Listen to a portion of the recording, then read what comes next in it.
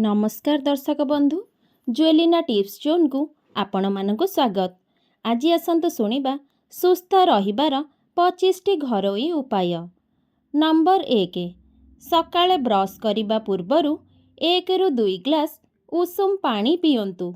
Number 2 खाद्य खाइबा समय रे टीवी किंबा मोबाइल देखंतु नहीं।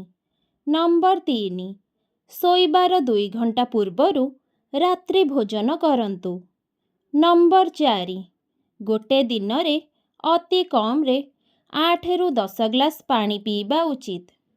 नंबर 5 सबु बेले नाक द्वारा निश्वास नियंतु।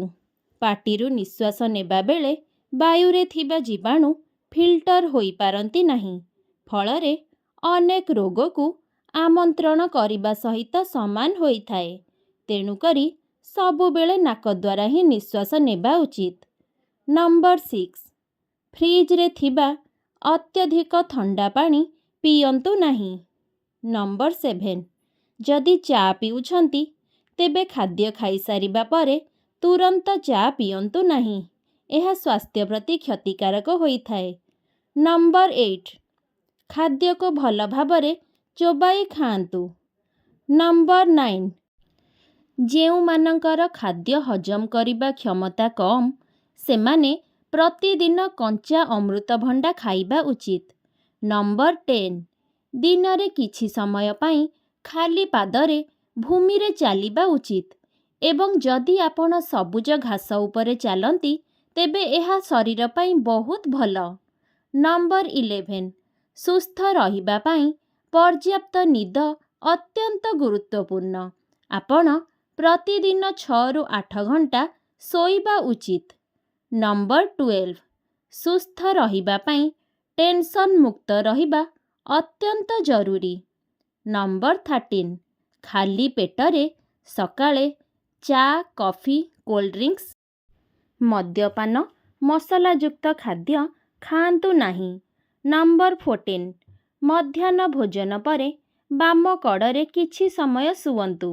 नंबर 15 रात्रि भोजन परे अति कम रे 500 पाद चलंतु। नंबर 16 खाद्य रे सठिक परिमाणर फाइबर रखंतु। फाइबर अर्थात जहा आपणक शरीर हजम करि पारुथिबो। नंबर 17 राति रे भारी खाद्य जथा दही किंबा राजमा चाउलर भात खांतु नहीं। नंबर 18 भोक लागिला परे ही खाद्य खांतु। नंबर 19 चीनी आउ लूण खाइबार मात्रा कम करंतु। नंबर 20 दोकान बजार रे खाइबार मात्रा कम करंतु। नंबर 21 प्रतिदिन नियमित व्यायाम करंतु। नंबर 22 प्रतिदिन खाद्य रे फल एवं सबुज पनीपरिबा अंतर्भुक्त करंतु। नंबर 23 सिगारेट मद तमाखु इत्यादि खांतु नहीं। नंबर 24 भोजन परे जूस गुड़ खाइले खाद्य को सहजरे हजम करिबारे साहाय्य करे। नंबर 25 खाद्य खाइबा समय रे कौनसी प्रकारर चिंता क्रोध किंबा शोक रखंतु नहीं। दर्शक बंधु वीडियो भल लगिले चैनल टी को लाइक शेयर एंड सब्सक्राइब करने को जमारू भी भूलिबेनी। रहुछि नमस्कार, जय जगन्नाथ।